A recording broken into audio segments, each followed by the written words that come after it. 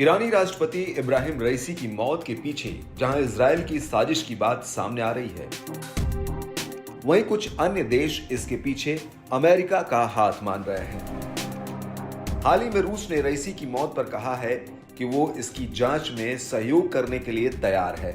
अब रूस के सहयोगी बेलारूस ने रईसी की मौत के लिए अमेरिका को जिम्मेदार ठहराया है। बेलारूस के राष्ट्रपति अलेक्जेंडर लुकाशेंको ने कहा कि अमेरिकी प्रतिबंधों के कारण ईरान अपने अमेरिकी निर्मित हेलीकॉप्टरों की सर्विस नहीं करा पाया, जिसके चलते ईरानी राष्ट्रपति की मौत हो गई।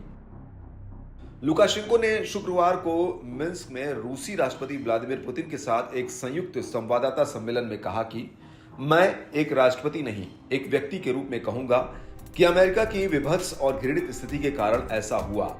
उन्होंने कहा कि मेरा मतलब है कि इन बदमाशों को लोगों को ले जाने वाले जहाजों, विमानों और हेलीकॉप्टर्स के खिलाफ प्रतिबंध लगाने का कोई अधिकार नहीं है। उन्होंने कहा कि अमेरिका ने अपनी कंपनियों को रईसी के हेलीकॉप्टर की सर्विसिंग करने से प्रतिबंधित कर दिया, इसलिए ये उनकी गलती है। परमाणु अभ्यास और अन्य प्रमुख मुद्दों पर चर्चा के लिए मिन्स्क का दौरा कर रहे पुतिन ने कहा कि रईसी के काफिले में जो 2 अन्य हेलीकॉप्टर थे वे रूसी निर्मित थे। उन्होंने कहा कि रूस निर्मित हेलीकॉप्टर्स ने उन्हीं परिस्थितियों में उसी रूट से बिना किसी दिक्कत के उड़ान भरी। आपको बता दें कि ईरान को अभी तक रईसी के हेलीकॉप्टर दुर्घटनाग्रस्त होने के पीछे के कारणों का पता नहीं चल पाया है, लेकिन ईरानी सेना ने अपनी प्रारंभिक जांच में कहा है कि हेलीकॉप्टर अपने फ्लाइट पाथ से विचलित नहीं हुआ था।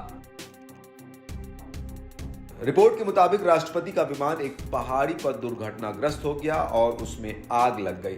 हेलीकॉप्टर के चेसिस या अन्य पुर्जों पर कहीं कोई गोली या छर्रे का निशान नहीं पाया गया।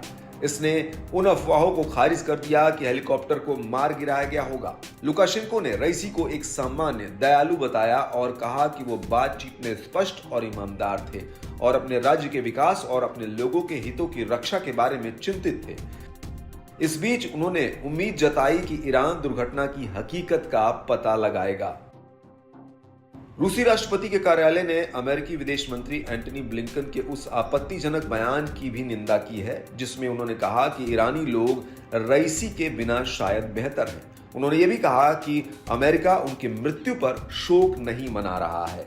आपको बता दें कि अमेरिका और ईरान के बीच पुरानी लड़ाई है और उसी का नतीजा है कि अमेरिका ने रईसी की मौत पर शोक जताने की जगह साफ कहा कि उसे रईसी की मौत का कोई दुख नहीं है।